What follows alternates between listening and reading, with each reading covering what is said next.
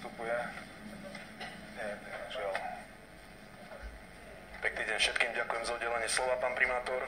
Som rád, že sa mesto počase venuje aj tejto problematike, ktorá je asi najdôležitejšia pre najväčšie sídliska v meste, teda Podbreziny, ktoré zastupujem aj nábrežie. Troška by som nadviazal na vystúpenie pána kolegu poslanca Slavkovského. Ten počet 100 kusov hygienických vreciek, berem to tak, že určite je dobré, že sa niečo robí aj v tomto smere, v tejto oblasti. Ako bolo vysvetlené, myslím, že kolegom Boďom, je to akýsi taká pilotná pomoc pre tých chovateľov psov, len predsa len dovolil by som si dať pozmeňovací návrh. Tie náklady na tie hygienické vrecká určite nemôžu byť také vysoké. Tak môj pozmeňovací návrh by znel bezplatne prevziať 200 kusov hygienických vreciek. 200 kusov. Ďakujem. Ďakujem pekne. Ďakujem, vystupuje pán poslanec Paška, nech sa páči. Ďakujem za udelenie slova, pán primátor. Ďakujem tiež pánovi predkladateľovi, pánovi Kanderovi za predloženú správu. Všetci vieme, že táto agenda je veľmi náročná. Ako správne poznamenal pán viceprimátor Urbanovič, je to celoslovenský problém. Videli sme v správach napríklad včera situáciu v Žiline. Súhlasím s tým aj, čo povedal pán kolega poslanec Géci, že túto problematiku je potrebné riešiť radikálnejšie ako doteraz. Len treba si fakt uvedomiť, ako tu už bolo povedané, že tie zákony sú žiaľ na Slovensku postavené tak, ako sú. Osobne mám skôr pocit, že tie zákony chránia viacej neplatičov ako poctivých ľudí, ktorí pracujú a platia si všetky poplatky. Ale to je téma na iné fórum ako na mestské zastupiteľstvo. V správe tiež uvedené, troška sa to dotkol aj pán kolega Ganovci, lokality Priemyselná ulica, Sládkovičová, Hlboké, netreba vôbec žiadny výraz použiť, všetci vieme, kto tam bývajú.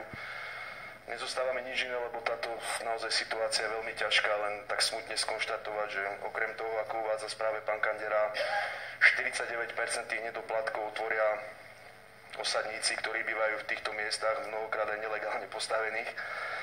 Je to 49% tých nedoplatkov, je to naozaj skutočne veľká suma. Môže nás naozaj len mrzieť, že poviem v úvodzovkách, ich vďaka je fakt taká, že keď sa človek hlavne v tomto čase prejde napríklad po tej Priemyselnej ulici, kopec čiernych skládok okolo hlavného mestského cintorína, mesto ich pravidelne musí odpratávať za peniaze na všetkých. Situácia v Hlbokom všetci poznáme veľmi podrobne, si myslím, tie horiace kontajnery sú len jeden z tých problémov. Kolega Géci načrtol, že to bude riešiť v interpeláciách. Máte zrejme si mal na mysli bytový dom na Sladkovičovej ulici. Myslím, že to je oproti tomu číslo 2, ktorý je tiež v takom stave ako je a tvorí sa tam veľká skládka odpadu, ktorá je viditeľná aj z frekventovanej Pišutovej ulice. Takže z mojej strany len toľko a držím palce pánovi Kanderovi jeho oddeleniu, aby opäť, keď predloží ďalšiu správu, aby tie čísla boli pozitívnejšie. Ďakujem. Ďakujem pekne, bude pokračovať pán Trizna, ale ešte predtým chcem upozorniť pána poslanca Kultana, že nevyužil svoje... Nech sa páči, ďalší interpelujúci pán poslanec Paška. Ďakujem ti za udelenie slova, pán primátor. Ja mám 4 interpelácie, 3 by som si dovolil dať na teba, jednu na riaditeľa verejnoprospešných služieb. Začnem interpeláciu na riaditeľa verejnoprospešných služieb, ktorou by som chcel požiadať o vysvetlenie. Ja som ešte 5. mája a predtým 25. apríla na verejnoprospešné služby doručil požiadavku o opravu rôznych výtlkov a nerovností na sídlisku Podbreziny a mestskej časti Vitališovce. Že mi na to nebolo odpovedané, na to som si už zvykol, nad tým sa nepozastavujem, ale bolo avizované, že tieto práce by sa mohli vykonávať v letných mesiacoch. Už tu máme jeseň, polovicu októbra. Doteraz nebolo urobené nič, tak chcel by som pána riaditeľa požiadať o vysvetlenie, informáciu, kedy vlastne k týmto nápravám pristúpia. Sú to rôzne nerovnosti, ako som vravel, na chodníkoch, výtlky, ale aj dosť nebezpečne prepadnuté v puste kanalizačné na ulici Cedrovej a na ulici Morušovej. Ako vravím, doručil som to verejnoprospešným službám prehľadne v grafickej podobe, všetko s fotografiami, čiže oni o tom vedia, len chcel by som požiadať aj touto cestou, aby sa konečne pristúpilo k realizácii. Ďakujem pekne. Ďalšie 3 interpelácie sú na teba, pán primátor. Moja prvá interpelácia sa týka zavedenia zelenej vlne v meste Liptovský Mikuláš. za čo by som chcel odboru dopravy Mestského úradu Liptovskom Mikuláši poďakovať. Odozvy na tú zelenú vlnu sú rôzne. Ja si myslím, že tá zelená vlna na hlavnom cestnom ťahu Liptovskom Mikuláši plní svoj účel. Len som si všimol určite aj viacerí vodiči takú menšiu drobnosť. Ja viem, že teraz ešte tá vlna v podstate vo fáze ladenia, tak by som ťa chcel, pán primátor, požiadať, aby v spolupráci s odborom dopravy bola ešte vyriešená taká vec, že v minulosti, pokiaľ naskakovala oranžová pred červenou, tak zelený signál sa rozblikal a teraz to chýba. Proste skočí rovno oranžová. Pritom tá blikajúca zelená má veľmi dobrý význam aj z hľadiska bezpečnosti, čiže to by som chcel poprosiť o doladenie, pán primátor, ťa požiadať v spolupráci s odborom dopravy. Ďakujem pekne. Moja druhá interpelácia, neviem, či to je priamo interpelácia, alebo aj poďakovanie to môžeme nazvať, sa týka participatívneho rozpočtu. Chcem sa aj z tohto miesta veľmi pekne poďakovať mestu Liptovský Mikuláš, poslancom, ktorí podporili túto myšlienku, za túto možnosť uchádzať sa. Sme v prvom ročníku. Ďakujem z tohto miesta aj koordinátorovi participatívneho rozpočtu, nášmu kolegovi poslancovi Gecimu. Veľa som o participatívnom rozpočte hovoril aj s pani prednostkou Kutarevou, ktorej tiež ďakujem za prácu. Len chcem, pán primátor, požiadať, bolo to veľmi solidný záujem zo strany verejnosti. Ja verím, že keď sa tie projekty podarí do konca tohto roku zrealizovať, tak v budúcom roku bude ešte väčší záujem zo strany verejnosti.